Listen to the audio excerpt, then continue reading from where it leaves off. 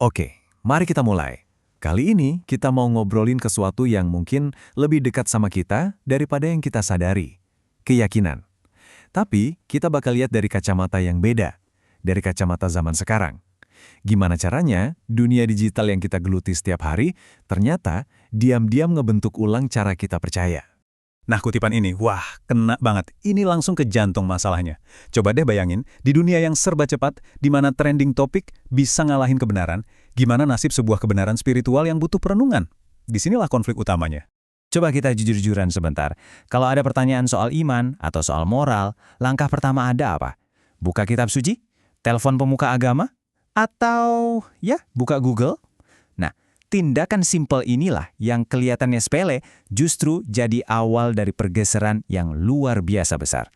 Pergeseran pertama, dan ini yang paling dasar adalah sumber pengetahuan kita. Kalau dulu otoritas keagamaan itu dipegang sama lembaga-lembaga yang kita hormati, sekarang ada pemain baru di panggung, internet. Informasi nggak lagi terkurung di balik tembok batu, tapi ada di balik kolom pencarian. Ada istilah kerennya nih untuk fenomena ini, fragmentasi otoritas. Maksudnya apa? Sederhananya, nggak ada lagi satu sumber tunggal yang jadi rujukan utama. Kita nggak lagi cuma bergantung sama lembaga resmi atau ulama buat cari jawaban.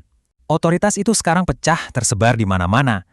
Dan yang namanya fragmentasi ini ibarat pedang bermata dua. Ada dua sisi yang efeknya beda banget. Yang satu bisa jadi berkah, yang satunya lagi bisa jadi bencana. Nah, ini dia nih inti ketegangannya. Di satu sisi, ini dilihat sebagai kemajuan, sebuah revolusi. Tapi, di sisi lain, ada bahaya besar yang ngintai di balik kebebasan ini. Yuk kita lihat lebih dekat. Coba kita bedah ya, sisi positifnya, demokratisasi.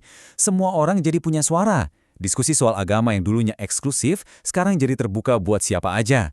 Keren kan? Publik jadi punya kekuatan. Tapi, nah ini dia sisi gelapnya. Kalau semua orang bisa ngomong, artinya orang yang nggak punya ilmunya pun bisa tiba-tiba jadi pakar agama. Ini bahaya karena membuka pintu buat tafsiran ngawur, bahkan radikal yang bisa dipakai untuk membenarkan ideologi ekstrim. Jadi, pertanyaannya, kok bisa bahaya-bahaya tadi muncul?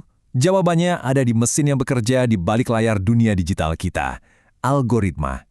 Dan mesin ini, tanpa kita sadari, membangun sebuah penjara yang sangat nyaman untuk kita. Konsep ini penting banget buat kita pahami, ruang gema atau echo chamber. Ini adalah sebuah kondisi di mana algoritma terus-terusan ngasih kita konten yang kita setujui, yang sejalan sama pikiran kita. Hasilnya, kita jadi makin yakin sama pendapat kita sendiri, tapi tanpa sadar wawasan kita justru makin sempit. Prosesnya itu sebenarnya simple banget, dan ini terjadi tiap hari tanpa kita sadar. Kamu klik konten yang kamu suka, algoritma langsung belajar, oh dia suka yang kayak gini, terus dia bakal kasih kamu lebih banyak lagi konten yang sejenis. Siklus ini muter terus, dan akhirnya kita cuma dengerin gema dari suara kita sendiri. Nah, ketergantungan sama mesin pencari dan media sosial ini akhirnya melahirkan fenomena baru, namanya religiusitas algoritmik. Ini adalah kondisi di mana mesin jadi guru spiritual kita, tempat kita nanya soal makna hidup, soal benar dan salah. Dan ini bisa sangat berbahaya.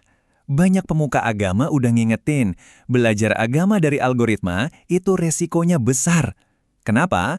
Karena teks-teks suci seringkali disajikan sepotong-potong, tanpa konteks. Nggak ada lagi yang namanya sanad atau silsilah keilmuan yang bisa kita pegang buat jamin keasliannya.